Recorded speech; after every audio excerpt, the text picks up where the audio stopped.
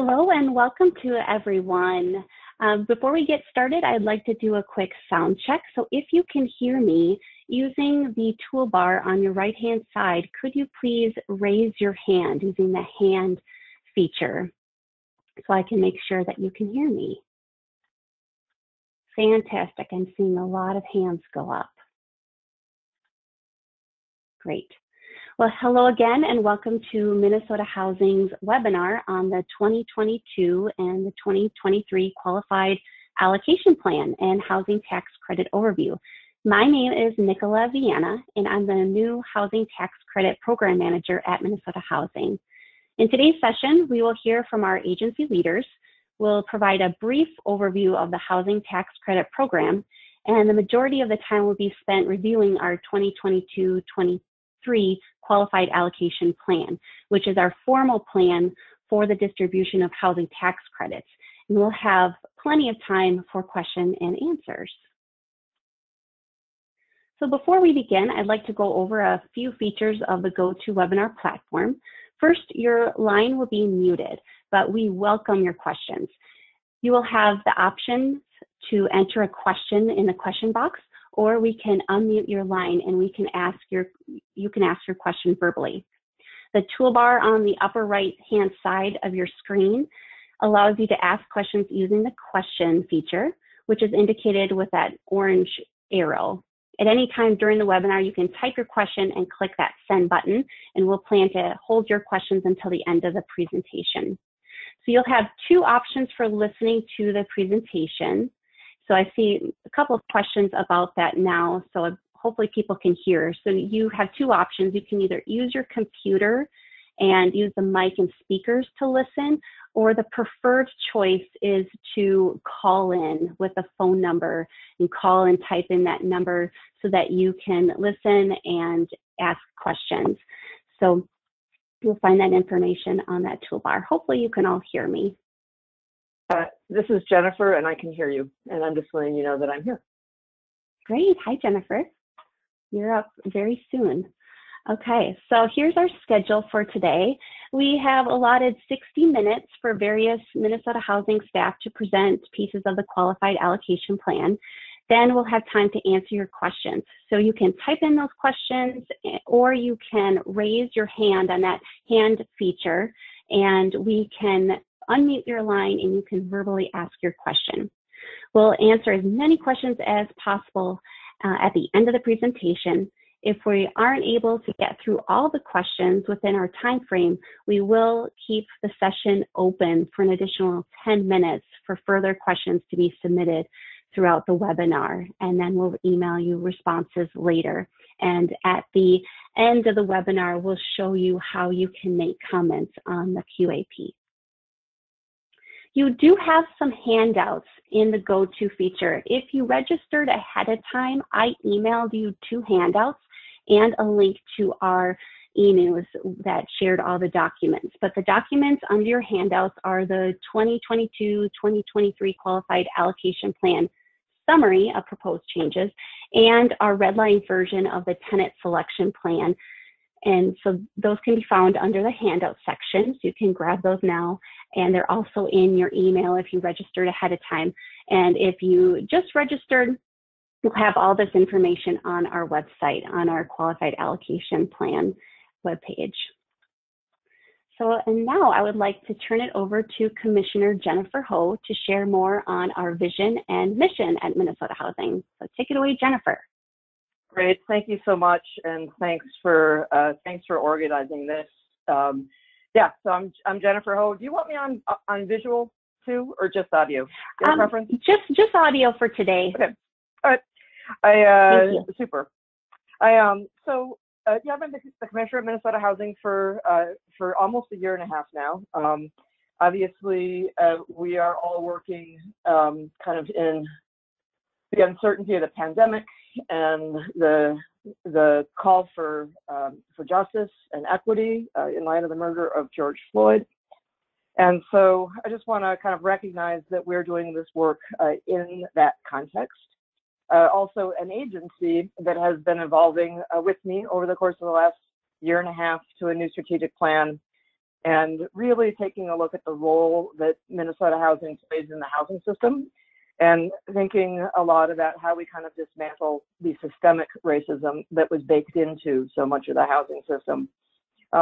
Really appreciating in a very deep way right now that that housing justice is so critical for people to have that stability as we deal with other areas where we need justice, including police reform, education, healthcare, and other places, but that housing is just so foundational to that.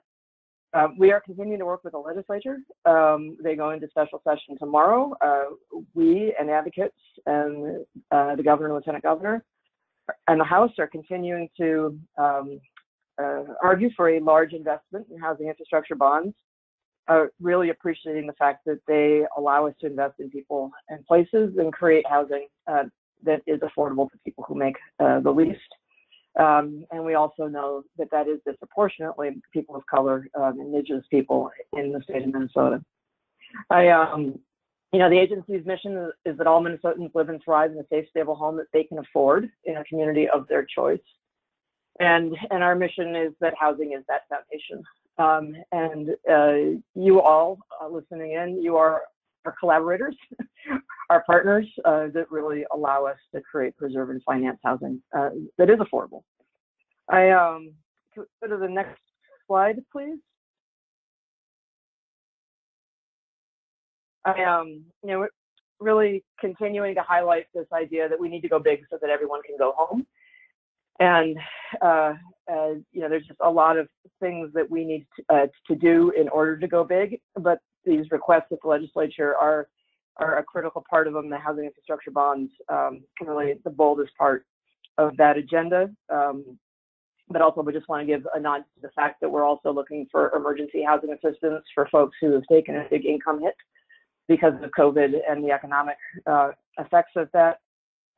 And also public housing preservation is also a part of how we're thinking about that.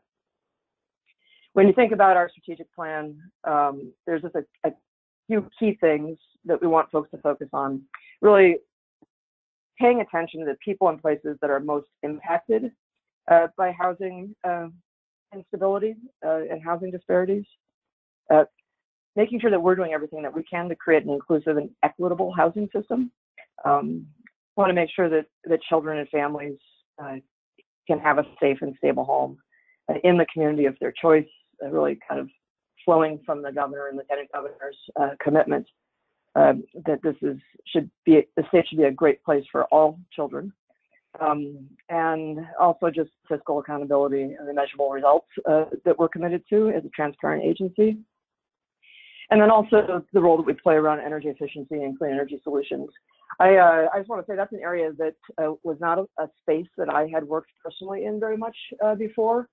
A little bit when I was at HUD, but just have been so well educated by our team and our partners at other agencies about the important role that residential housing plays in terms of the consumption of energy, and therefore the important role that housing preservation and new construction can play in terms of where we want to be around emissions and all of those types of goals as well, that we're a critical partner in there. Yeah, I think it's been really interesting to move with the agency kind of from the strategic plan into the creation of this next iteration of the Qualified Allocation Plan. And I think that you'll see in the presentation how the agency's commitment to center racial equity is reflected in all of this, and how it is that we're really using this important policy tool in order to move things forward. So with that, let me get out of the way for the folks that have really done all the important work and introduce James Lenhoff. He's our multifamily assistant commissioner extraordinaire, and James can set the stage for how this is going to go. So thanks for letting me join at the beginning, and I just want to acknowledge all the staff at Minnesota Housing that worked so hard on this, and really looking forward to the partner feedback. So thank you. Excellent. Thank you so much, Jennifer. Can you hear me on this line before I start getting too far into this? Yep. Yes, we can. Excellent. Excellent. Well, hello, everybody, and thank you for joining us today. I am James Lenhoff, the Assistant Commissioner for the Multifamily Division here at Minnesota Housing. And I have to say the work that has been going on has frankly been invigorating. I'm extraordinarily proud of this team to be part of this administration and to learn more with all of you as we continue evolving our systems and programs and better understanding the needs in the community and how and where we can be most responsive. As Jennifer was covering different aspects of the strategic plan there, it really was not a light endeavor last year. It had affected and continues to affect, as it should, many aspects of the agency. It called for action and change within the multifamily funding programs, a number of items that you'll see today regarding the Qualified Allocation Plan. And while we are focused on the QAP today, which does drive much of our annual consolidated RFP, the strategic plan really does go beyond that. It affects all the multifamily programs from our POP program for public housing funding, rental rehab funding, workforce housing development, housing stability programs, and even getting into streamlining of our other systems related to asset management and thinking about our housing stability programs. It really is a very broad brush, and it all ultimately does connect in some form to the QAP and other funding programs. Jennifer reviewed the strategic plan of items that really do direct the vision and goals of the QAP, specifically around focus on the people and places most impacted by housing instability and housing disparities, creating an inclusive and equitable housing system, which we recognize requires a tremendous amount of work, and financing housing to improve outcomes in education, employment, health, and other areas of life. The proposed QAP and funding priorities of the consolidated RFP are designed to support the objectives outlined in the strategic plan and work toward achieving these goals.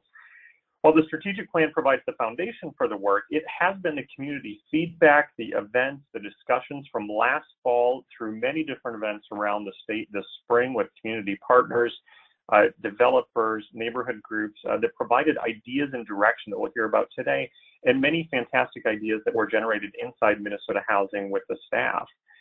There are a number of different provocative items and other notable changes that will get addressed today, including around such topics that generate a lot of interest for deeper rent affordability, longer-term affordability, rethinking geography and how we approach that, more equitable development, focusing on local housing needs and how we can meet those needs with flexibility, sustainability and innovation that Jennifer noted on as we see changes in climate and energy and expecting long-term investments in these assets.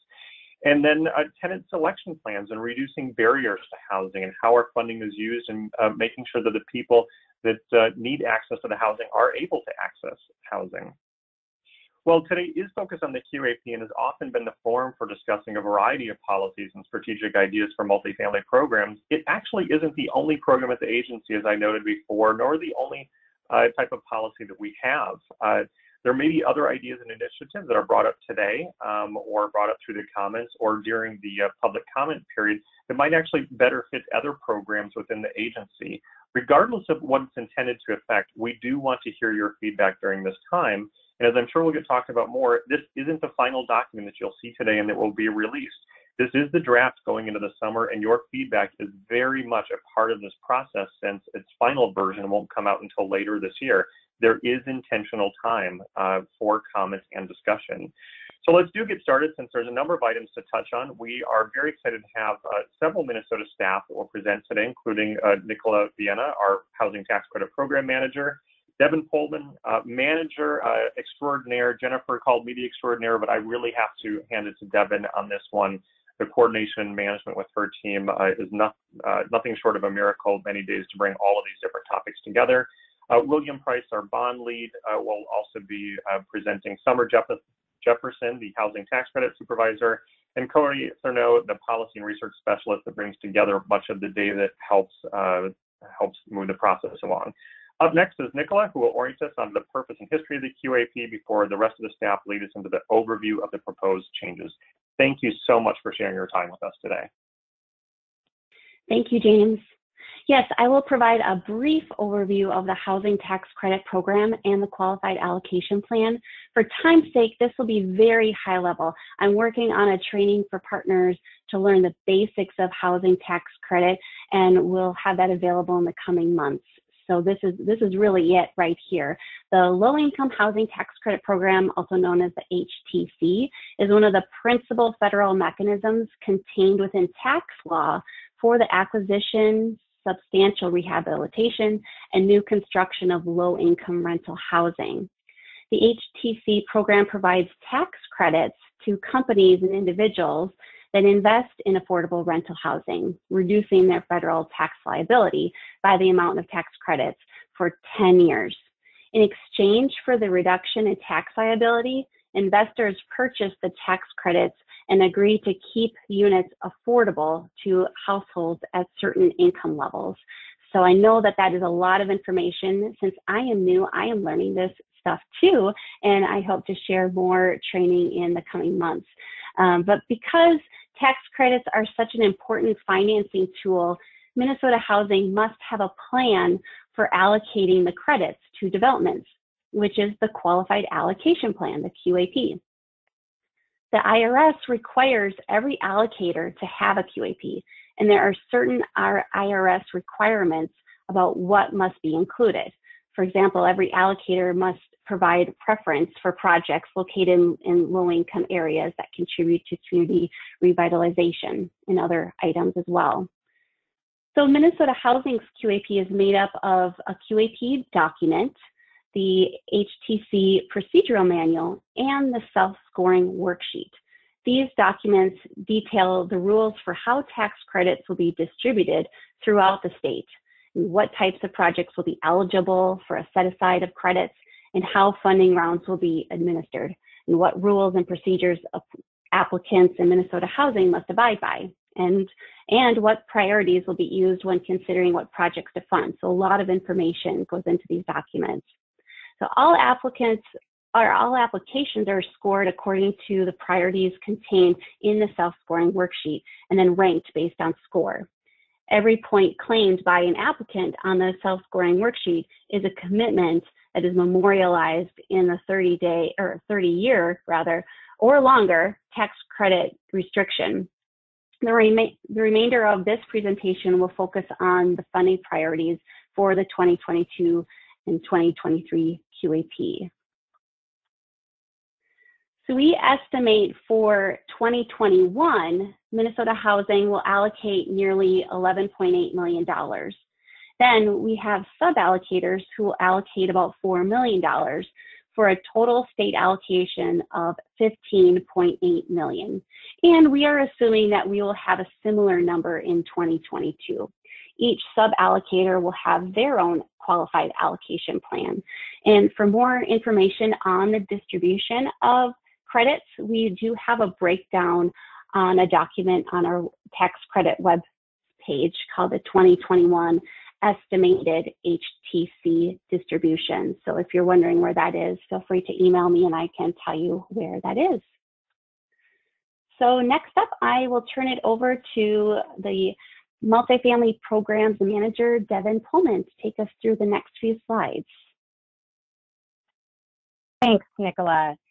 I want to just set the stage briefly, and before we highlight our scoring components and some important information there and really dig deeper into what's being proposed in this Qualified Allocation Plan. But I do want to first start off to say that we've been very intentionally focused on embarking on a different approach to engaging our stakeholders and the process that we've used to develop this QAP.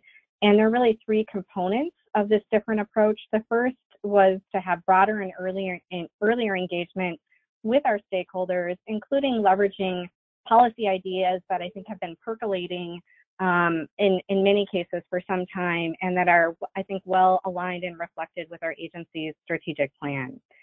Secondly, we have a commitment to really revamping the process and being willing to challenge assumptions that we've held for several years or even longer, both with respect to key policies and trade-offs of such policies around, how do we serve lower income households but generate as many units as possible? There are just some mathematical trade-offs in those policy questions, and we're really tackling those in a new and different way. And then we've also flipped our engagement work to the very front end of the process. So instead of waiting to start engaging with the public once we had a draft ready, we flip that, and we really committed to doing some heavy engagement earlier this year. And I can't be more grateful that we did that. At the time, we scheduled that in January, February, and March. We thought, oh my gosh, winter is not always the best time to go out and about, but in light of the pandemic that came, it really was the best time for us. But we were very intentional about trying to flip that engagement work. And then on the back end, we're committed to leveraging our technology to create a more nimble structure to make future changes and efficiently and effectively allow us to prepare for future funding rounds better. There is a lot of back-end technology revamp work that isn't visible yet, but many of our applicants, stakeholders, development partners will see this with the next funding round when you come and apply. We are looking at some significant changes to our scoring systems that this work sort of dovetails with and is really important to acknowledge as well. Next slide please. I do want to highlight our policy focus and engagement work started earlier this year. We held 17 engagement sessions and we received 9 written early comments from stakeholders before we even began drafting the 2022-2023 Qualified Allocation Plan. We had participation from over 250 people in our TA and engagement sessions in St. Peter, Cloquet, and Brainerd. Had phenomenal input around a variety of housing issues at those, but also very direct input on the QAP itself and several policy issues that I think have been incorporated into some of our proposed changes. We had a number of in-person engagement sessions in the Twin Cities area representing a range of stakeholders, including service providers, community-based organizations, our Indian housing directors, cities, counties, developers, and other community organizations. We also held 3 resident focus groups with tax credit tenants. We wanted to reach out and better understand the lived experience and what's important to tenants who are residing in our tax credit properties. And we held those in Rochester, St. Paul, and Cloquet to try and understand a mix of experiences in different geographies and different parts of the state. And so that feedback has been incorporated into our analysis that helped inform the proposed changes. All in all, we had over 400 people participate in these sessions, and I know many of you participated in some way, shape, or form who are on the line with us today, and just really want to appreciate and thank you for that engagement. In terms of the themes that have come out of those engagement sessions that really informed many of the proposed changes, there are 9 key themes I wanted to highlight, and I hope that you see these reflected into the proposed changes and challenge you to think about how have we done in terms of incorporating these themes into the QAP itself, and do you have other or newer different ideas related to these themes. The first is that communities should drive development to be responsive to their needs. We have some new pointing requirements or criteria in our community and economic development area that directly relate to that. The second is the need for deeper and longer term affordability. And we're really focused on that with 9% credit deals, offering even longer term affordability options, certain requirements for 4% deals, and giving deferred deals the option to have an extended declaration as well. Number 3, you've challenged us to think about cost containment and have recommended that those principles better account for necessary factors that result in higher costs. If we want to serve larger families, if we want to do development in certain locations, if we want to do culturally specific design into some of our developments, we have to think differently about cost containment. So we have some ideas around how to do that with what we proposed in this QAP. You've asked us to incentivize larger bedroom units to better accommodate family structures. We have more incentives in that space. You've asked us to reconsider next slide, please, reconsider geography. And to think maybe differently about some of our geographic priorities and how we should move in a new direction on some of those geographic priorities. So we've done that. We've prioritized creating housing and cost burden communities, and we've tried to incorporate more geographic flexibility and how we think about transit and walkability and points in those areas. We've listened to your feedback around coordinated entry, and as you've noted that it works unevenly throughout Minnesota communities. And as important as it is to make sure we prioritize units for serving highest priority homeless households, how can we do that while also incorporating some much needed flexibility at the local level? So we have some ideas that we've proposed around that space. You've also indicated that housing stability and displacement prevention should be a priority. You've asked us to prioritize economic opportunities for people of color and Indigenous communities. We have new ideas and ways that we're recommending we think about that as a housing development community and broader stakeholder community. And then lastly, directly, you've asked us to incent project innovation and investment in innovative energy and building techniques. And there are a couple of significant ways that we're looking to do that with what we've proposed in this QAP as well. Next slide, please. There are 4 other themes that really emerged out of our engagement work, and I wanted to take a minute just to highlight these because they are so critical for the success of these properties, broader communities, and affordable housing work in total. The first, and this really emerged from our tax credit focus groups that we did, is that good property management is really central to tenant quality of life, and that just can't be underscored. Having responsible, respectful quality or tenant property management really emerged as a key theme coming out of those tenant focus groups, and how important it is for tenants to feel respected in the buildings in which they live. There's also been feedback shared with the agency that's really encouraging us to think about fair housing violations and how we consider those and incorporate that into our application and selection process, specifically considering how we expand penalties for fair housing violations. That's an area we're continuing to look at and making sure that we're both reviewing fair housing violation data and results of investigations at the federal level with HUD, as well as at the local level with the Minnesota Department of Human Rights. And we're in active conversations with both of those organizations right now. You've asked us to streamline the application process for project resubmittals. That's an area we want to continue to focus on. You've also asked us to expand affordable housing production using financing delivery models other than just tax credits alone. We know tax credits are a hugely valuable tool, but we know the need is greater, broader, deeper. We know that housing infrastructure bonds can help us do more. We know other resources and programs we're delivering right now, like the Greater Minnesota Workforce Housing program that helps support market rate housing, which is really moderate rate housing in Greater Minnesota communities, is helpful. We know that there's a high need for preserving our naturally occurring affordable housing stock. So we know we need to also focus broader and beyond just traditional tax credits and the deferred resources that we allocate in the RFP, but we also know how critical those are to helping meet our production and preservation goals. With that, I would like to turn it over next to William. He's going to give an overview of our proposed scoring changes and some of the policy framework that we used as we have recalibrated our proposed scoring changes and helping to ensure that our scoring weights also align very directly with our strategic plan goals and priorities. So with that, William Price. Great, thank you, Devin. The various policy discussions and engagement opportunities that have been held this year and the themes that have been extrapolated from them directly influence the scoring framework of the QAP. So as you know, scoring is an integral part of the RFP process and the tax credit process, and it's one of the several ways that Minnesota Housing selects projects for funding. The scoring framework is embedded in the self-scoring worksheet, which is used to competitively score projects seeking 9% tax credits. The same scoring framework is also used to competitively score deferred funding requests in the RFP. And this alignment is part of the ongoing streamlining efforts for the QAP that we've undertaken over the past 2 years.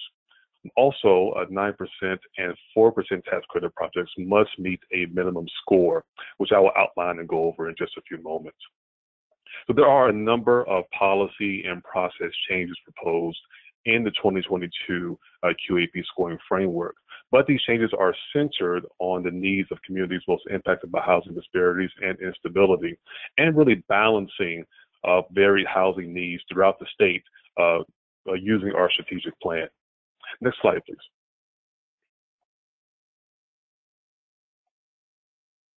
So the self-scoring worksheet is rooted in specific goals and priorities set forth in Minnesota Housing's strategic and also affordable housing plan. For all Minnesotans to live and thrive in safe, stable housing that they can afford in the community of their choice.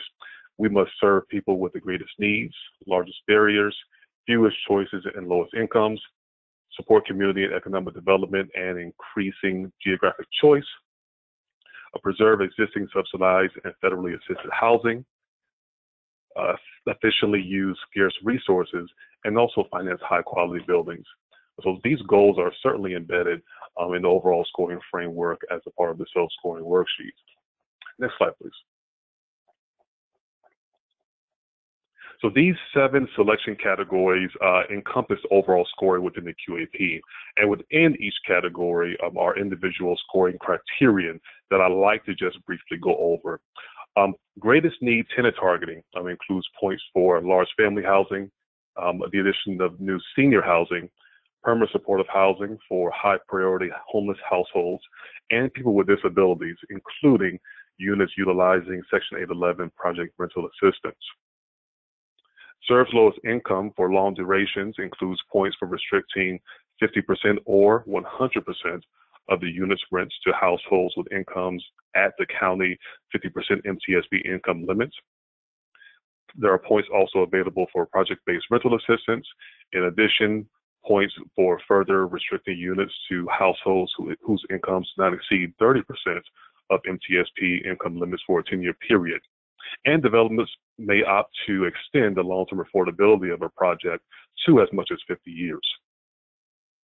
Increasing geographic choice includes points for developments located in communities with a need for affordable housing options, because either there is a low share of affordable rental housing compared to all housing options in that community, or there's a large share of renters that are cost burdened by rent. Points are also available for projects meeting the definition of a workforce housing community and for projects that promote specific location efficiency measures. Supporting community and economic development. Here points are available for projects that contribute to a community development initiative, promote equitable development, and promote equitable development with communities most impacted to address housing disparities, meet the rural tribal designated areas, projects that lie within a qualified census tract, a tribal equivalent area, or added this year an opportunity zone, and projects in communities that have not received an award or allocation of funding from Minnesota Housing for the last 5 years. That is new as well. Points are also available for projects that include one or more persons of color, indigenous, or women-owned business enterprises as part of the core development team, and also for entities that choose to partner with a person of color, indigenous, or woman-owned business enterprise, specifically with the explicit goal of building that entity's capacity. So really kind of facilitating partnerships with that added criterion. For preservation, projects must still meet one of the eligible risks of loss due to market conversion, critical physical needs, or ownership capacity. And pointing priorities are therefore developments with existing federal assistance or other critical affordable units at risk of loss. Efficient use of resources and leverage measures financial readiness of the project, including the capital commitments, other non-capital contributions to the project that can include land donations, fee write-downs, or fee waivers. And points are available in this section as well for a low percentage of intermediary costs. Lastly, building characteristics include points for projects with universal design, projects designated as smoke-free, and as James mentioned earlier, projects with enhanced sustainability measures. Next slide, please.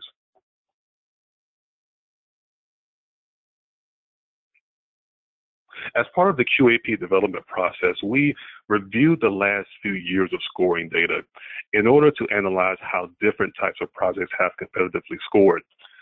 Centered in this work was really ensuring that the overall scoring framework for the 2022 QAP was weighted appropriately to align with the strategic objectives outlined in the 2020 strategic plan. Overall, more points are available, but specific emphasis has been placed on certain policy priorities, including large families, seniors, 30% rent levels, equitable development, specific communities without a multifamily award in the past 5 years, POCI and women-owned business enterprises, and also enhanced sustainability. So with the availability of the additional points added because of the addition of these important categories, the minimum score requirement for 9% tax credits has been increased to 80 points. The minimum score requirement for 4% projects remain at 40 points.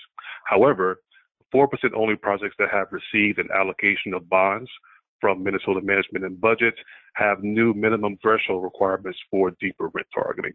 So the pointing for those are still at 40, but there are new minimum threshold requirements that you should certainly be aware of. Next slide, please. So this slide is an example of how we used previous scoring data to ensure that projects funded under the 2022 QAP will be able to meet certain priorities. So this is an example of workforce projects funded in the 2019 RFP, which went to our board this past November, and the corresponding weights for each scoring category. Workforce projects are a really good example to use here because they're really where we see the greatest range of scores, and that's really typically dictated by variances in location and also the number of units with deeper rent or supportive housing targeting. So after calibrations, these projects achieved weighted scores under the 2022 QAP that fully align with the new strategic plan, specifically increasing the importance and percentage of greatest need targeting. You'll see that change from 21% in the overall weight from the 2020 tax credits, increasing that to 29% under the new scoring framework. So data such as this was used to ensure that projects of various types, including housing for seniors, preservation, but also supportive housing deals, will be able to meet specific priorities outlined in the strategic plan, but also achieve a competitive score. And now I'll turn it over to Summer Jefferson, our tax credit supervisor, to go over the specifics of the proposed changes in the 2022 QAP. Thank you, William. Can everyone hear me? Yes, we can. Thank you. Good afternoon, everyone. So Devin and I will now walk through the proposed changes to the 2022-2023 QAP. Cody Thurno will also discuss some of the data elements in the maps for each of the geographic criteria as we get to those as well. So as we mentioned before, the draft documents, the Qualified Allocation Plan, self-scoring worksheet, and the methodologies are now available on the tax credits webpage of our website. So looking at the proposed changes to the self-scoring worksheet, we are proposing 4 major changes to the greatest need tenant targeting category. The first is in the large families criterion. As we mentioned before, our research shows that there is a need for housing with larger bedroom sizes. So we have revised the criterion to increase the incentive to serve larger family sizes, and we've increased the points for projects where 75% of the units are 2 or more bedrooms, and then 1/3 of those are also 3 or more. We've also added a new subcategory in this criterion to provide additional points if the project agrees to also provide a certain percentage of 4 or more bedrooms. The two changes, the next 2 changes are to our permanent supportive housing criteria. In the high priority homeless criterion, we are proposing a change to permit communities to use a dynamic prioritization process in conjunction with coordinated entry. So if the restricted HPH unit is unable to be filled with an HPH household in the coordinated entry system, an owner may request approval in writing from the agency for a temporary relief to prioritize filling a vacant HPH unit with the next highest need household in accordance with the supportive housing guide. This could include other populations, I think, for further down on the coordinated entry waiting list, or a non-HPH tenant. Other examples could include rapid rehousing, referrals from the county or an institution, or referral from the Housing Choice Voucher waiting list. In the people with disabilities criterion, we're proposing to add a second point option for projects that will use Section 811 project-based rental assistance. These points would be contingent upon an award from HUD later this year. Next slide, please.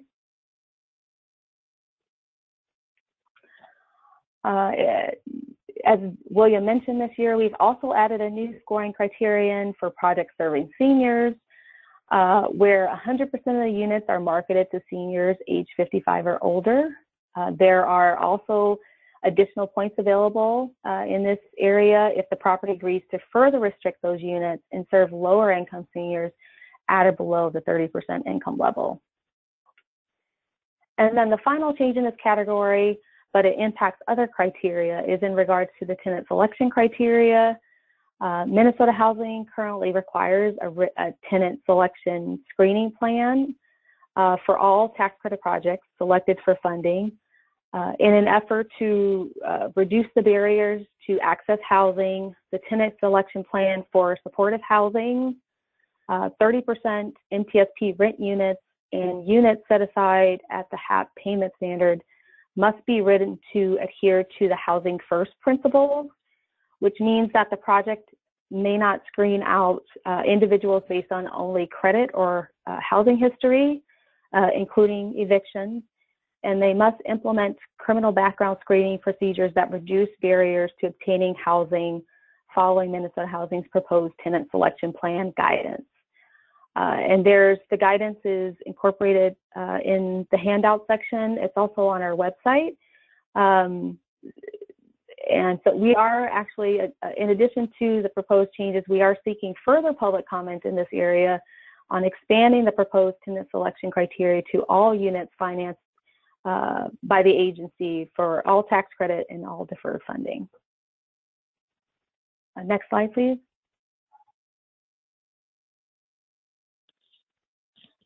In the service lowest income for long duration category, we're proposing a few changes here as well. One of the major changes would be a deeper rent targeting threshold.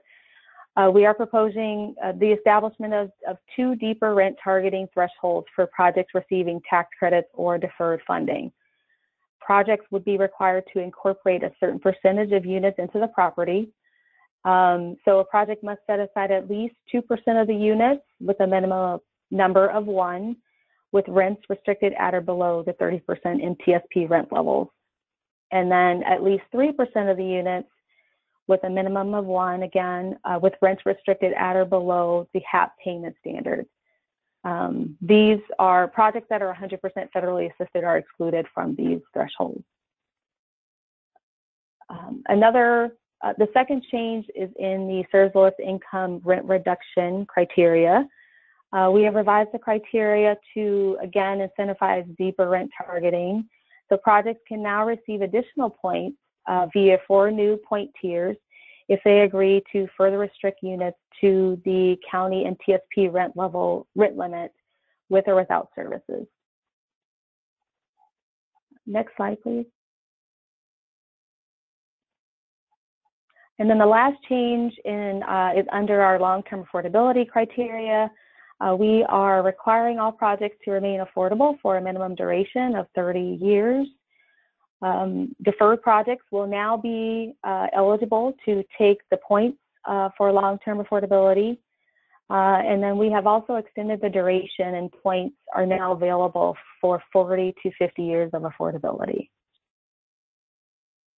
Next slide.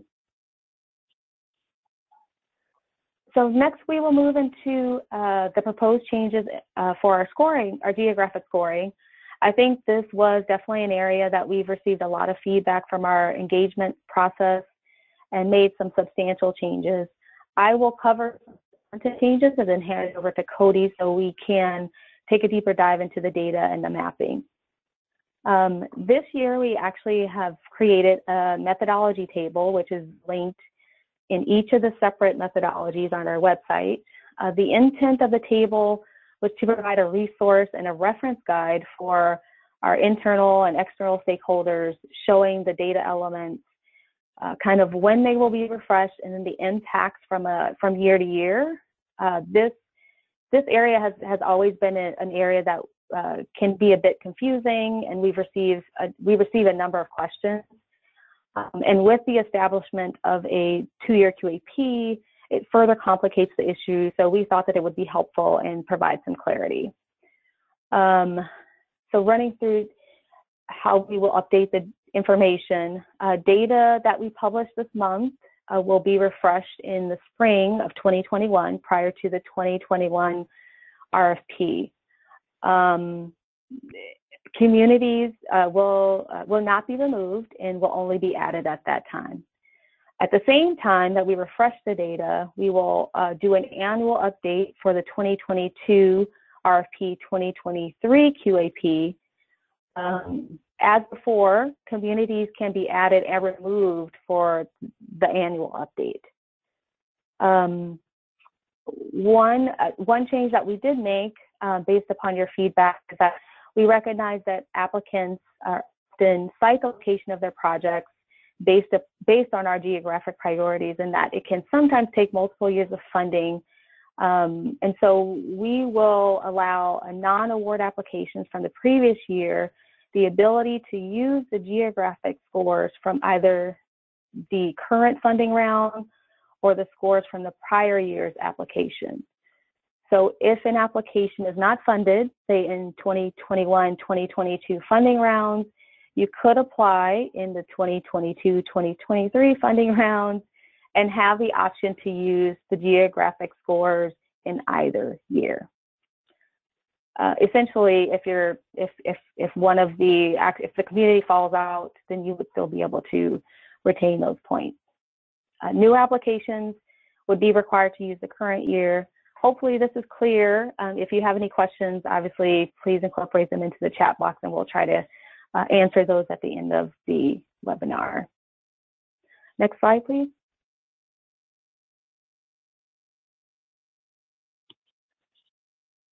Okay, now looking at the specific changes, in the increasing geographic choice category, we have eliminated the higher performing schools and economic integration criteria. We have also created 2 new tiers based upon the need for more affordable housing options as a result of, 1, a lower share of affordable housing relative to the community type, or a large share of renters that are cost burdened by their rent. If we can turn to the next slide, Cody will walk through and cover more about the specific data elements for this criteria and look at the mapping for each of it in the state. He'll also cover workforce housing, which will remain the same. There are no policy changes in that area, but there are some things to cover based upon the annual data update. Thanks, Summer. This is Cody Thurl, and as Summer mentioned, a new category of identifying communities with need for more affordable housing. The current map is displaying this criteria for the 7-county metro area. There are 2 tiers. Tier 1 are census tracts that fall in the 80 to 100th percentile for having a low share of affordable rental housing compared to the overall housing market. So these areas that have very little affordable housing options in them, as well, or in the 80 to 100th percentile of large share cost burden renters. So if either one of those are true in those census tracts, they would fall within the Tier 1 category. Tier 2 is the same measurement of low share of affordable rental housing or large share of cost burden renters, but it is the 60 to 80th percentile census tracts. Percentiles to determine these tiers are only using census tracts found within the 7-county metro area. So areas that are outside of the 7-county metro are not included in determining the percentiles, recognizing that the different geographies and community types across Minnesota, we found that this was a good way to identify those particular communities. Next slide. Here I'm showing Greater Minnesota, identifying the communities with the need for more affordable housing. The tiers are also determined by census tract in urban areas in Greater Minnesota, which are areas with populations greater than 50,000 people. Percentiles determine the tiers compare the census tract of these areas to one another. So only areas in Duluth, St. Cloud, Rochester, Mankato, etc., are only compared against their similar community types. For the rural, small urban areas and tribal areas, the tiers are determined at the city level. The percentiles for creating those two tiers are determined against one another as well. I highly recommend people to refer to the methodology documents if their community or community they are working in is listed as Tier 1 or Tier 2, as it is difficult to see on this map and presentation. There's a lot of smaller communities that do fall within one of the two tiers.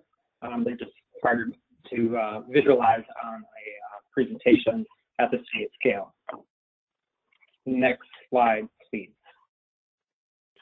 Hey, Cody, I don't know if you have your audio on speakerphone, but your sound is coming off a little bit glitchy. If you're able to switch it to a different audio, that would be great. Is this better? Yes. Okay. Sorry about that. Thank you. That's all right. As Summer mentioned also, if you are familiar with our workforce housing category, this is largely remaining unchanged. In the 7-county metro area, workforce housing is defined as either a top 5 job center, so communities with the largest number of jobs, or it's seen significant job growth over the past 5 years, so having 500 or more jobs added in over a 5-year period. Those areas are eligible for up to 6 points. Otherwise, if an area has a large share of its workforce that travels into that community for employment, they are eligible for 3 points for being considered a long commute community. Cities are buffered by 5 miles to account for a modest commute shed into that community, so recognizing that people that might work in a particular community but live kind of on the fringe, so to support that community. Next slide, please. In Greater Minnesota, workforce housing communities are defined as either a top 10 job center. The legend on this slide looks like it is off, but that's the metro side. So it's a top 10 job center in Greater Minnesota, or it's added 100 or more jobs over the past 5 years to be considered for up to 6 points. Similarly, or a large share of its workforce travels into a community can receive up to 3 points for being a long commute community. Next slide, please.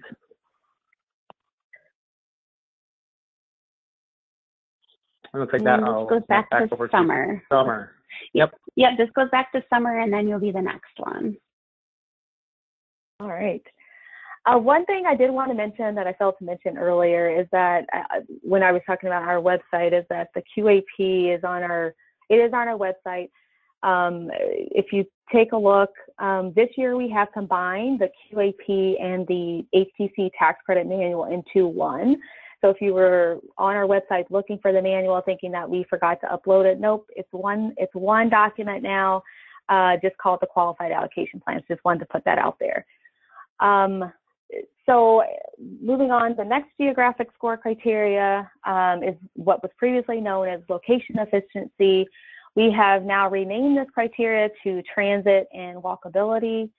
The recommended changes include an update to the metropolitan area and the greater men rural small urban areas by merging the light rail transit and the higher frequency network bus rapid transit into one criterion. We're adding an option for projects with access to dial-a-ride in the metropolitan area, And then also lowering the minimum hours of service for transit operations in Greater Men, rural and small urban areas from 10 hours to 8. We have also recalibrated the tiers for walkability in the Metro and Greater Men, with new tiers for the core cities in the metropolitan area and different tiers for suburban locations. Cody will walk through the overall impacts and kind of look at the mapping in more detail on the next slide. And then he'll also cover the change to the rural and tribal areas. Again, there are no proposed policy revision to that criteria, but there are some data changes due to the annual update.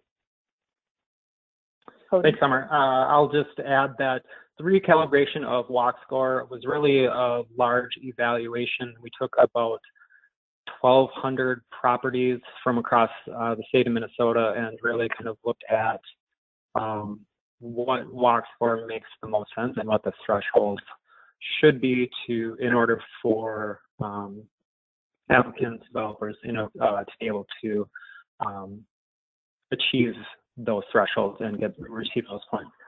This map shows red areas highlight proximity to light rail, bus rapid transit, commuter rail, and the high frequency network. Previously, the high frequency network was only eligible for 4 points. We've increased those to 7 points. Given a lot of these networks are proposed by the Met Council to become some form of bus rapid transit, and these are high, frequently used transit areas to support transit-oriented development. We were increasing that to 7 points. Previously, the now 4-point category was eligible for only 2 points. We're increasing that to 4. These are high transit areas that have high levels of service. So every half an hour, Monday through Friday, 10 hours per day. And then additionally, we've added 2 points in the 7-county metro for having access to dial-routed demand response.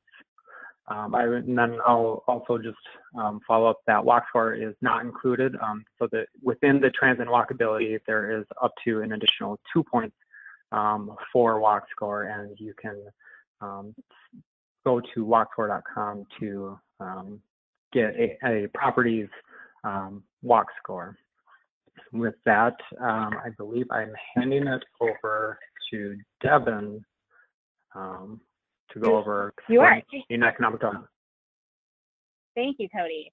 And I just want to encourage people to feel free to type questions into the chat box. We do have a lot of content to cover. I'm going to try and go a little quickly so that we make sure we leave time for questions, Q&A at the end, but feel free to type your questions in. In supporting community and economic development, we made 4 notable changes. First, we added a point incentive for equitable development for projects committed to equity and inclusion. And we're really focused on making sure that projects that are interested in taking these points, that there's evidence that communities most impacted by housing disparities and housing instability have a meaningful role in the project proposal. And they have to have had some way that their input into the project is really focused on reducing housing disparities, either through design, services, or other community benefits. So we're looking for a meaningful role, and the list of communities most impacted aligns with that in our strategic plan, and I believe it's on page 24 and 25 of the self-scoring worksheet if you'd like to take a look at what we mean by communities most impacted. Secondly, we've added points for projects that are located in opportunity zones as a pointing preference. Cody will cover some of those geographies as well.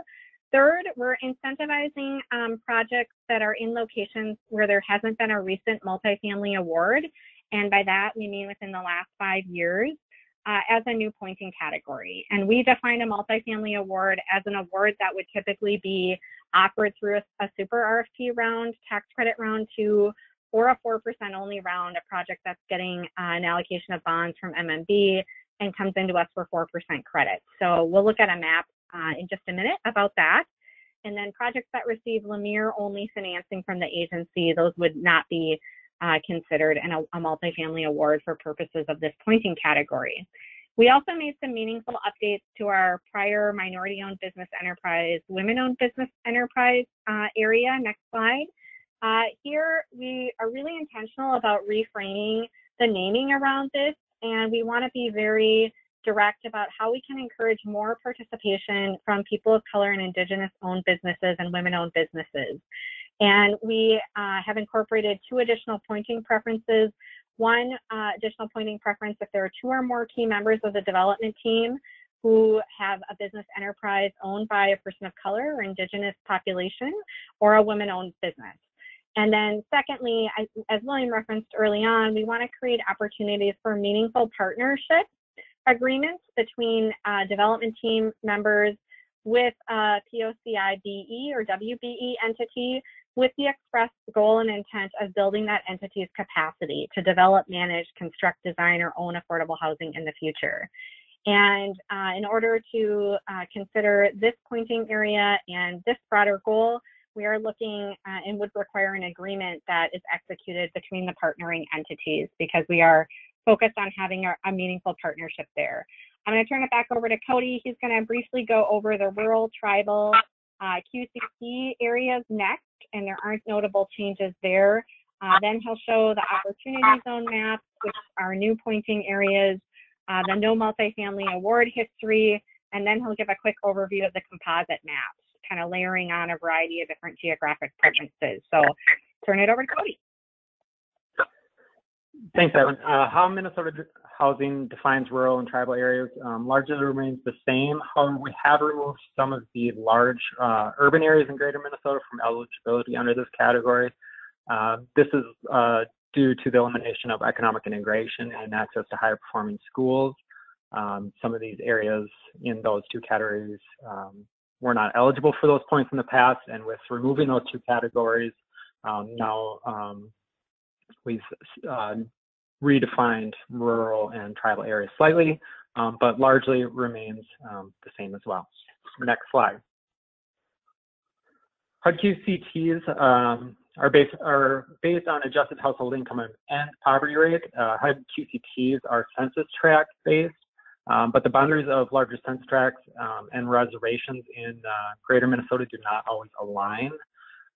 So large geographic areas of some low-income reservations are not classified as QCTs.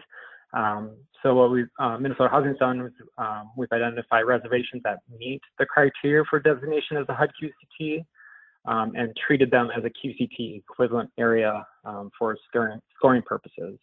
If either the entire reservation meets the definition of a HUD-QCT or if a tract within the reservation is eligible under current HUD-QCT criteria. Next slide. As Devin mentioned, we're also including opportunity zones as a new category, up to 3 points, as opportunity zones are a new community development program established by Congress. Governor Dayton nominated 128 census tracts across Minnesota, working alongside a lot of local jurisdictions to determine these census tracts. These tend to be low-income communities, and so currently displayed on the screen are the opportunity zones identified through that process in 2017. Next slide.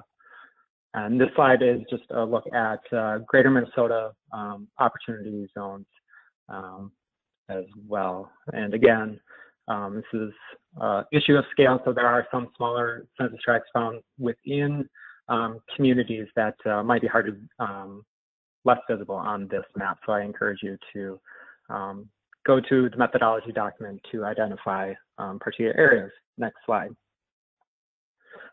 The next category is communities that have not received a multifamily award in the last 5 years. In the 7-county metro area, we're defining communities at the city scale. So if a city has received an award in the last 5 years, they're not eligible for these points. And that map in the 7-county metro looks like what is displayed currently on the screen. Next slide. In greater Minnesota, we're defining communities slightly differently. We're defining community at the county scale, with the exception being counties that have large urban areas. In those counties, community is defined as the area outside of the larger urban area having not received an award for the past 5 years. For large urban areas in greater Minnesota, we look at the city scale, similar to how we do in the 7-county metro.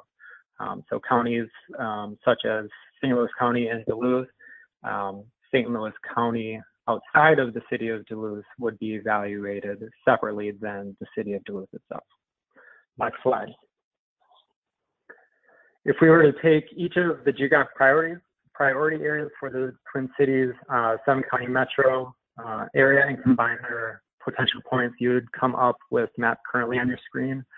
I do want to note that this map does not include the potential for up to 2 additional points for walkability or the 2 points for dial-a-ride transit service.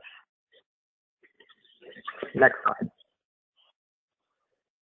For greater Minnesota, map looks something like this, and I say something like this because the points for location efficiency in those rural and small and urban areas is not included in this map, so that's up to that may represent up to 9 points, depending on the transit service and a project's walkability. It also does not include the 2 points for walkability in the larger urban areas here in Minnesota. An interactive version of this map of the composite will be made available on Minnesota website sometime early next week. Still working on getting that created and put up onto our web page. So be on the lookout for that. And on that map, you'll be able to drill down to a particular address, property location, development, and see a point breakdown for each of the individual categories on the map. And with that, I will hand it over. Thank you, Cody, and just want to acknowledge all the hard work that goes into the geographic mapping so that we can put these geographies in the intersection of these new pointing, in some cases new, in some cases updated pointing criteria out there in a really visible way so that people have time to review and think about geography in the context of what we're trying to achieve with the QAP and serving people in places most impacted. In terms of preservation, so I'm going to move next to preservation. There really aren't substantive changes here, but I do just want to highlight briefly that we are very intentional with recalibrating our overall scoring to make sure that preservation projects will continue to remain competitive overall relative to new construction projects. We know in years where we have, in a housing infrastructure bond resources, that can really help us do more in the preservation space, but we can't always guarantee those resources. And we want to make sure preservation projects can compete equally well in tax credit competitive funding rounds with 9% credits. And then the other change here, the other bullet point here about eliminating the requirement for Tier 2 and critical affordable units. Those are units with existing federal assistance. Those or with any that are receiving project-based rental assistance or operating subsidies from HUD or USDA or NAHASDA or another program that isn't going to be subsetting. The change here really just creates more simplicity. It gets to the same policy objective of making sure 50% at least of those units, the rent incomes are at or below 50% MTSP. Before there was a complicated sort of criteria around an interaction with another pointing category. So this is just some clarification here in this space. Moving on next to the efficient use of scarce resources and leverage area. There are 2 notable proposed changes here. The first is that we've recalibrated the financial readiness to proceed and leverage calculation to better compare funding leverage from outside entities to the TDC of the project. And what we are proposing is that we exclude first mortgage financing and syndication proceeds so that we're really comparing leverage that projects are achieving against leverage other projects are achieving, and recognizing that there are often cases, there's a lot of opportunity in some 9% deals to move those projects forward just with first mortgage financing and syndication proceeds, but we also want to encourage those projects to identify and look for additional leverage when possible to help reduce the tax credit and stretch those tax credit resources further.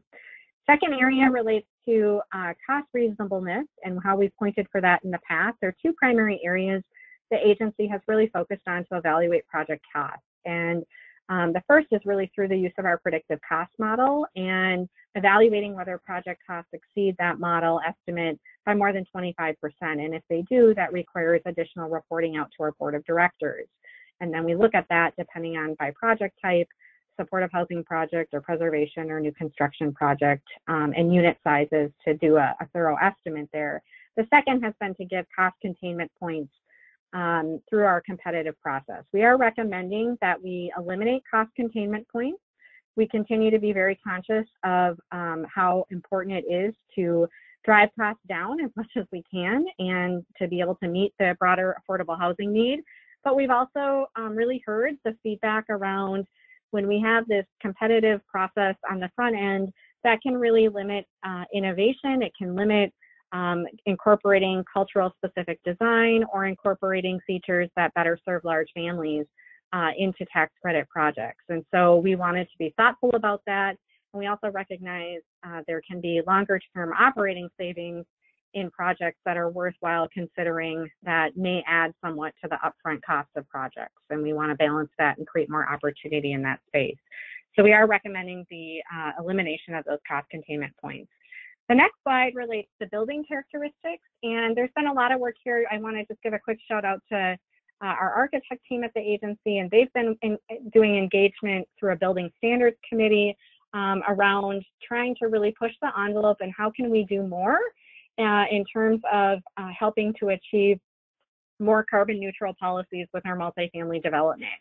So what we propose is that there continue to be 2 additional pointing tiers for projects that seek to take more optional green communities points. And that is true both for the current open RFP round right now, as well as what we're recommending for 2022-2023. But there's also a much higher incentive for projects to take, or a higher bar, and if projects that want to pursue more sustainability, they could achieve more points by taking a building performance pathway. And there's 3 different options for performance pathways. SB 2030, which is a performance-based approach that requires buildings to produce 80% less carbon than an average building constructed as of 2003. That's currently required for all state and or publicly owned buildings funded with GEO bonds. It's also currently required by the City of St. Paul as part of their adopted sustainability standards. Second option would be to take the Enterprise Green Communities Plus standards path. That's also a performance-based approach, requires certification in a program that requires advanced levels of building envelope performance. And that performance has to be in accordance with the Department of Energy's Zero Energy Ready Home and or Passive House Institute Classic or Passive House Institute US certification. Essentially, a project may elect to pursue achieving zero energy performance, which means that project would produce as much energy as it consumes, so it's effectively carbon neutral. And then there is a third option for rehab projects for a performance HERS index pathway as well. So this is an area we're looking to gain more experience with and interested in seeing sort of how we can continue to move the sustainability and energy efficiency bar forward. And thanks to our architects for their work in this space. In terms of the next slide, that really runs the list in terms of recommended specific pointing changes through our self-scoring worksheet. But there are 2 additional proposed changes for preferences that I want to take a minute to highlight as well. The first relates to innovative construction techniques. We've certainly heard and are interested in what we can do as an affordable housing industry to advance innovative construction techniques. And so our recommendation with this QAP is to pilot and test a small number of developments that are willing to try particularly innovative construction techniques. And this would be available as a preference in our super RFP round, essentially. So in tax credit round 1. And we would make a reasonable effort to select a minimum of 1 project, potentially more, but a minimum of 1 that meets this preference criterion. And it would be based on competitive ranking applications, but we would reserve the right to select a lower scoring proposal if deferred funding is applied for, either as a dual application, a 9% and 4% project application, or for a deferred only project. The two specific innovation techniques that we are looking for projects to meet to be eligible for consideration under the selection review preference are: projects would have to have a goal of either of these two or both. So the first is to reduce total development costs by at least 10%, and the second is to reduce the time the project is under construction by at least 20%. There are required conditions we would look for the project to meet. And during the testing and piloting phase, we do recognize that not all projects using a technique, an innovative technique, will meet the goal, and that's kind of the inherent nature of innovation. If we're really driving towards something innovative that has not been done before or done at scale before, there's often a learning curve, which is why we are recommending incorporating this into the QAP as a preference, so that we can give projects that intend to meet this innovation preference kind of that full ability to do so.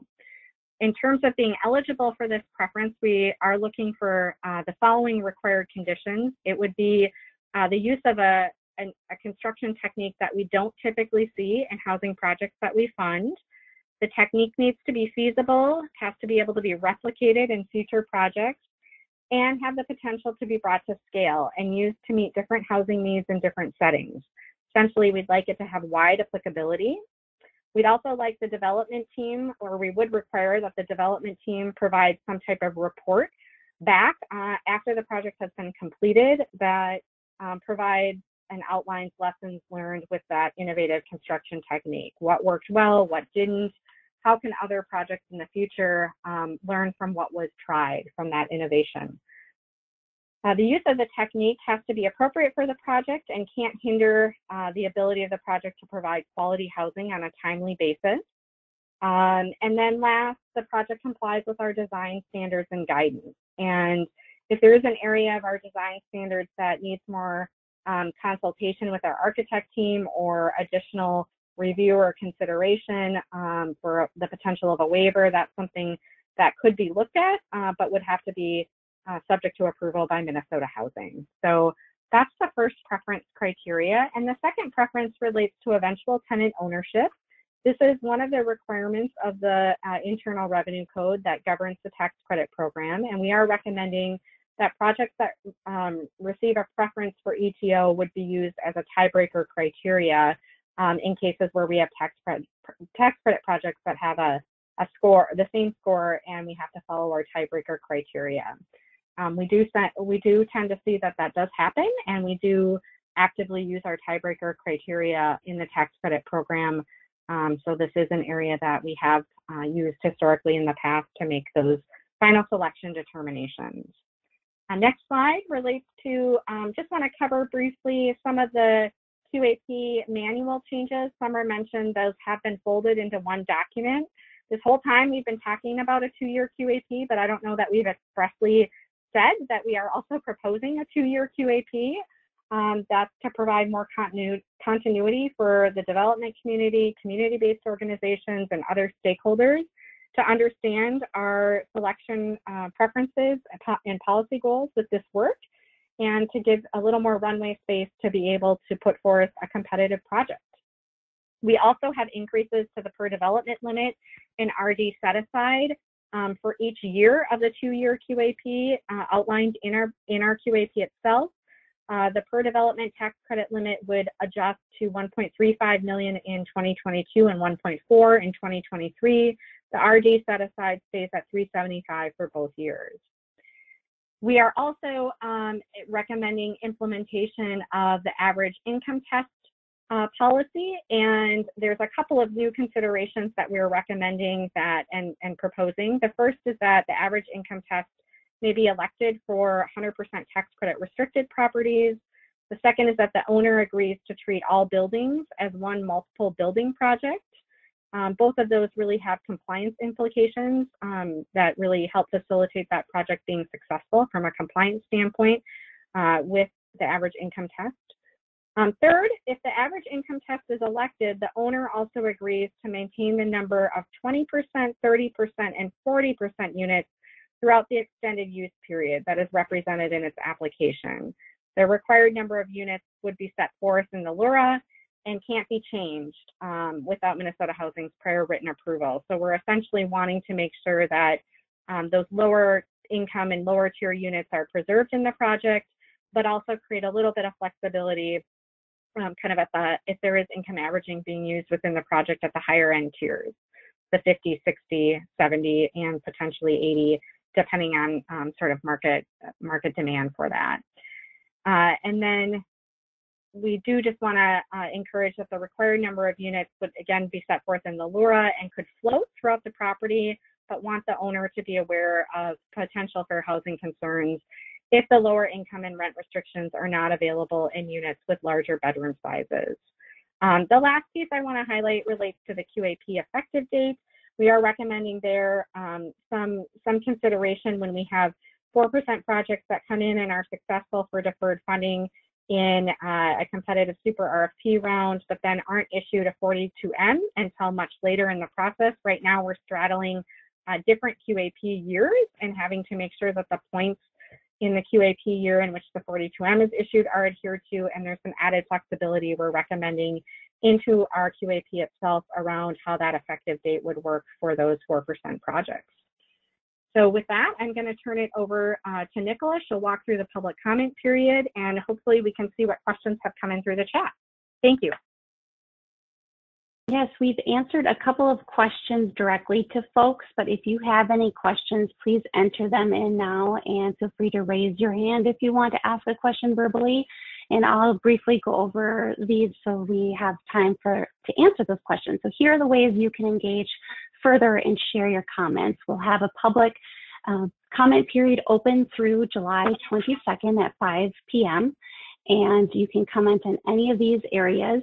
And we'll have, if folks could mute their lines briefly, panelists, just so we have good feedback here, or no feedback. So then we've got a couple of different sessions. We've got a webinar June 22nd with Minneapolis Consortium of Community Developers and Minnesota Housing Partnership, and we have a public hearing July 14th. You can also submit your written comments to our email address here or by phone to myself. And all of this information is in our most recent e-news that went out June 10th. I emailed this to quite a few of you that are on the call. So I want to open it up to questions. So if you do have a question, feel free to put that in now, and we will check to see if anyone asked a question here. So raise your hand if you have a question, press a little hand. I see like a couple of little question marks, and I'm not sure. I think those are maybe for something else.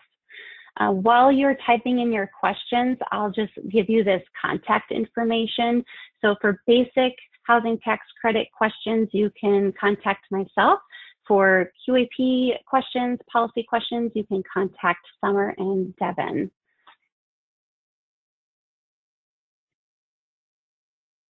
I will bring us back to the questions, and we'll give people a second to ask questions. Thanks for bearing with us. That went a little bit longer than we expected, so thank you for your patience and time.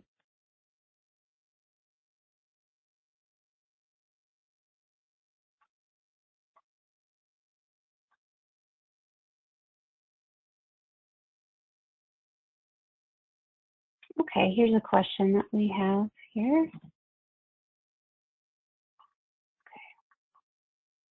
Sorry, I'm trying to make sure my screen is big enough to see questions. Okay. So I'm going to read this one out, and I'm not sure yet if it's going to be a Summer or a Devin question. So I will, I'm going to forward it to you, Summer, so you can at least see it, and then I'll read it out loud. What is the total number of units that this $15 million supports per year approximately? What about the number of projects? Okay, so that was one question. So I think number of projects we can support were $15 million. Given the goal for reducing development costs and given that wage theft and labor trafficking is central to the way that the construction industry functions, how will you ensure that workers rights are respected in the construction of publicly funded affordable housing?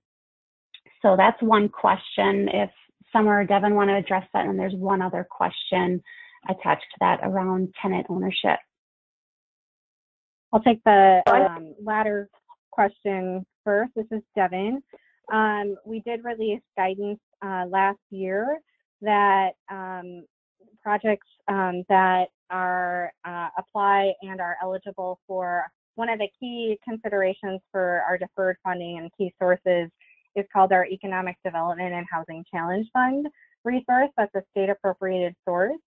And we released updated guidance last year that the state prevailing wage is effective and is required for projects that are funded with Economic Development and Housing Challenge Fund resources.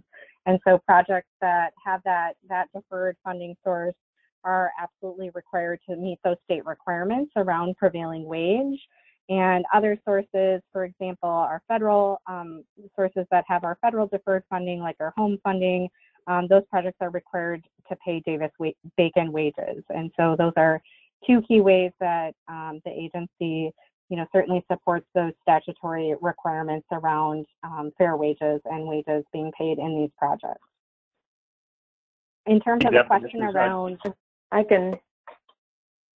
Sorry, this is James. Just want to pop in there quick regarding the prevailing wage. Just to note for everyone on the call that the prevailing wage determination in partnership with the Department of Labor and Industry, the determination around that does actually apply to all Minnesota housing funding, deferred funding sources and first mortgages, I believe over $500,000, but I'm saying that pausing because I don't have the number right in front of me. So it goes beyond the challenge program to the other deferred funding sources as well.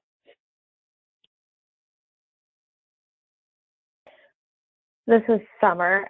So I can answer the first question in regards to the $15 million.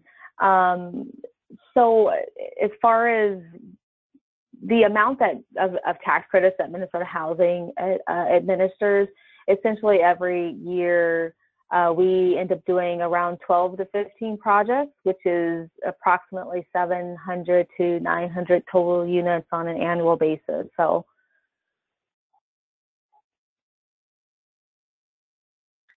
Okay, William, did you want to say something? Thought I heard your voice, then maybe that was James. Okay. Well, I see that there's several questions from this one attendee, so I am going to just bounce to a couple other questions just to make sure others get a chance, and then we'll definitely go back to those. And I think we are going to end up going past time, so if folks need to leave, thank you for joining us, and you are welcome to sign off. But if you are willing to stay and hear some of the answers to these questions, we'd love to have you stay. So here is another question. Where do we find the map showing the compilation of factors? So that might be a Cody question. Where do we find the map showing the compilation of factors? And also this recording will be online. We'll keep the question and answers on here. So if you need to bounce off, we'll make sure to keep this recording. Is this in regards to the composite map, Nicola? It might be, yes. Like, and I think, I don't see Cody's. Oh, here it is. Oh, yeah, sorry, we can get that posted. Yeah. Sorry. Yeah, so the composite maps will be posted with the rest of the methodology documents. And then, like I said before, the interactive map version, which we'll also provide links to, will be made live early to mid next week. Great, thank you. And here is a question. I'm not sure who would want to tackle this one, but has COVID-19 affected these considerations? Devin or James, do you want to take a stab at that one? The COVID-19, how has that affected our considerations? Yeah, so that's a great question. I appreciate the question. I think we've been actively involved with the National Council of State Housing Finance agencies over the past couple of weeks. They typically have their annual conference at this time of year. And so there's been a lot of discussion about how is COVID-19 factoring into a variety of different considerations. And I think there's been some active discussion around how will that impact and what will we think about changes in design, architecture, spaces within buildings, and thinking that, you know, it's likely there may be some direct changes that result or that have the potential to result in how we think about designing buildings on a go-forward basis. I've heard a lot of discussion about that. I don't think there's been sort of a direct kind of policy change there, but I know there's been a lot of active discussion around that. And so from a policy perspective, you know, we certainly want to stay engaged and active in those conversations. I think secondarily, you know, to the extent that, I mean, we have seen a lot of impact around senior and more vulnerable populations being more subject to the virus and obviously having more detrimental impacts. But I think it's also, you know, it's early in this pandemic, and as we all kind of eagerly await to see what innovations in science materialize in terms of vaccines and other things, I think we're kind of waiting and watching along with the rest of the broader housing and community development community in that space. But those are two areas in particular I think we've been tracking and certainly interested in other broader feedback around that issue. Two I can speak to today. Great, thank you. Okay, here's another question. I have no idea if this is something any of you can speak to, but has there been any discussion about preventing landlords from turning down a HUD voucher or housing voucher? Oh, okay, yeah. So is that something, Devin or Summer, you can address? Yeah, sure. I can take a stab. So we currently, as far as from a tax credit perspective, we do ask the projects to work with the HRA and sign an agreement that they will take vouchers and pull people off the waiting list. I think in addition, one of the steps that we are taking to prevent people from not taking vouchers due to the rents being too low is to create the deeper rent targeting threshold, which requires that 3% of the units be utilized or at or below the HAP payment standard, which will also help. And in addition, I do feel like some of the tenant selection plan pieces will help as well. But the biggest thing has always been the rent piece, as far as the rents for the tax credit units are higher than the HAP payment standard. So the deeper rent targeting piece is something that we're hoping will prevent some of that, or will help with that, to utilize vouchers a little bit more. This is James Lenhoff. I'll just jump in with a little bit more, and everything that Summer said is absolutely correct. Broadly, Section 42, which is the IRS code that dictates how tax credits are used, prohibits landlords from not accepting vouchers. However, what Summer was referring to there, where there is a differentiation between the higher rents of 60% AMI and the lower payment standard, is that if the payment standard doesn't reach the actual rents, that's where we run into issues. And within this QAP, we are trying to get some more deeply affordable rents so that those vouchers can be used there. So it's a little bit complicated, but we are working to try to better address that. Okay, so James, I just sent you a question that you can see in your questions box. If you can take a look at that and read through that. And I'll ask another question going back to a previous block here of questions. So about the eventual tenant ownership criterion, please explain more about the change in the eventual tenant ownership criterion.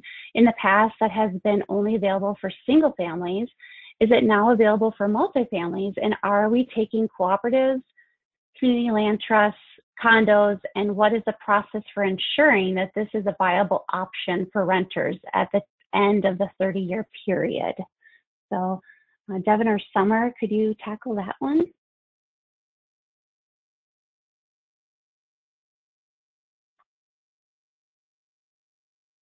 Sure, and I'll invite Summer to join me on this.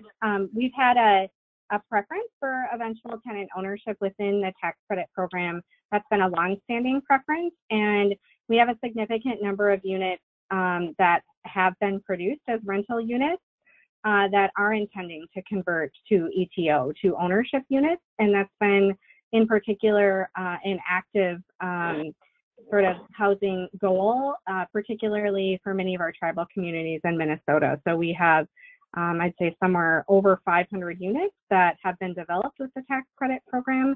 Again, this isn't the precise number, but a significant number, just trying to give you a scope of scale, that do intend to convert to ownership. And we're actively working with a number of those projects now to start that process of ownership conversion. So we'll be learning a lot more as those projects, and many of those projects were developed and originally constructed.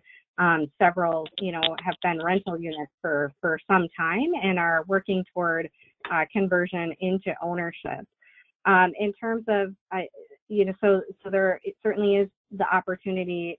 Our single family team at the agency runs programs and resources primarily through their impact fund, but obviously through their mortgage programs as well, to support direct ownership and immediate ownership. But the goal of the ETO is to create and develop a rental unit that can eventually be transitioned into ownership. The agency did quite a bit of work this past winter to make sure that the conversion to ownership, that there's a clear plan on how that conversion to ownership could work. And so we are working to create a little more flexibility in that space for those projects that do intend to convert to ownership. I think it sounds like there was a component of the question that relates specifically to cooperatives and CLTs, and we don't have any direct experience to date yet with our tax credit program converting into those specific types of ownership models. I am aware that there are developers in the state that have sort of worked on different types of projects that maybe incorporate both LIHTC projects as well as community land trust projects, from a broader community standpoint. But I'm not aware that we haven't had any direct experience in conversion specifically from a LIHTC unit to a specific type of innovative ownership model.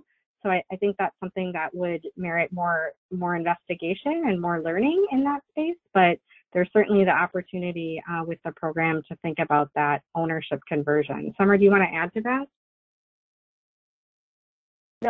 No, I think you covered the question, and I think you're right. And you're correct. We haven't had any instances of those yet, but yeah, we definitely we'll be doing some more learning as we have expanded the definition and as this becomes available for multifamily and single family projects.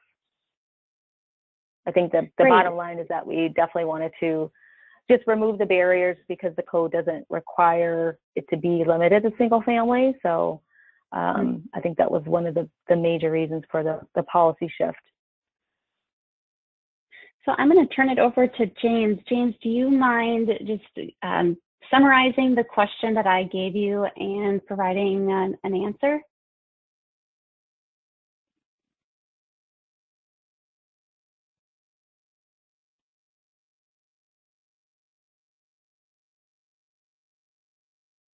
Hopefully he was able to get the question I passed over to him. Oh, sorry. Look at that. I was on mute as I was talking. No worries. One of the problems of teleworking here. So I don't know if I actually can totally answer the question, but I do want to read the question here and provide at least a little bit of insight related to the QAP, and then I think there's some other conversations. So the question that was submitted is, what Minnesota housing policies changes can be implemented to support indigenous and communities of color applicants to apply for low-income housing tax credits if local entities like cities, counties, or housing advisory groups will not support or approve submission of applicants? We had a Bible project ready to go this year, and the City Council chose to table a vote on our project twice, which deeply impacted the timeline and ability to move forward. How can Minnesota housing create policies that overcome structural racism in order to encourage and support viable applications from communities most impacted? Can other community support be demonstrated in other ways than given routes required right now? And can our community submit a petition from student members who need affordable housing or other ways to show that those most impacted can have a voice instead of those in power shutting down much needed applications. And I appreciate the question coming in around that. You know, I think there's probably a little bit more project detail there to be able to fully answer the question around a specific project. But one part that I did want to note is that Minnesota Housing's QAP and related scoring doesn't require a local letter of support to be able to submit. However, I imagine that there could be projects out there that are trying to seek other types of local funding, or certainly around land use changes that are determined at the city council level, that even if they were selected for funding could still face other challenges. You know, there might be an opportunity for some internal technical assistance with our staff to better understand the specific needs of the project that was being contemplated here. What I would like to offer up to explore the question further, rather than trying to cram an answer and ideas into a very short period of time here, is that to be able to bring this to what we have launched internally recently, our Building Communities community, which is really focused on this type of work. And not just related to the QAP, but across Minnesota Housing, and where we're able to support persons or communities of color and Indigenous communities to be able to move forward with projects. So the question needs further exploration on this, but I just did want to note that at least for the QAP itself, it doesn't require for our QAP to submit local letters of support. If your project is in a sub-allocator, which for those of you that haven't worked in tax credits as much, there are a handful of jurisdictions in the state that have a separate QAP from ours, where there can be different requirements.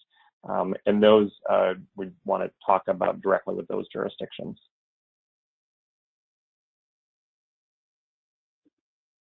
Great, thank you, James. I have one more question here, and I might need a little bit more clarification from the asker. It says, could you say more about the reporting process with the proposed preferences? So I'm so new that I don't know exactly what that means, but if anyone could take a stab at that, or if that person could expand on that a little bit more, that would be great. Yes, Devin, or Nicola, I think this is Devin. I think it probably relates to the reporting that we identified as part of the innovative construction technique preference.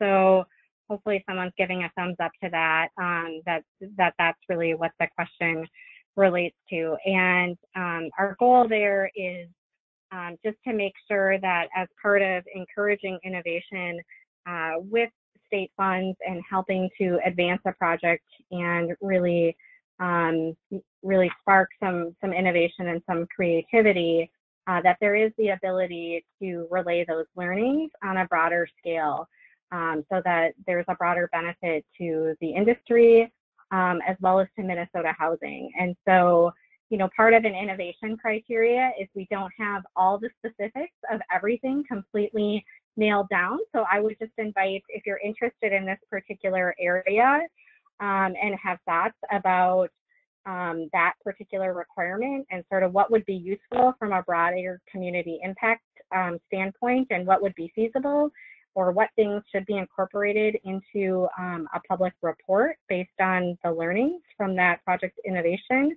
that'd be a great area to provide some comments through our public comment process on, because we'd love to hear your thoughts there too. The goal is to kind of straddle the line of not creating something overly onerous, but how can we share more broadly what we've learned as a result of that innovative construction technique, and what should be critical components of that report that could be shared more broadly at a community level. Great, thank you, Devin. And thank you everyone for your time today and your questions. We are going to wrap things up so that we don't get kicked off of GoToWebinar, but we hope that you will take some time to read through our materials and send us your comments, and we will definitely be back in touch with you. Thank you all so much.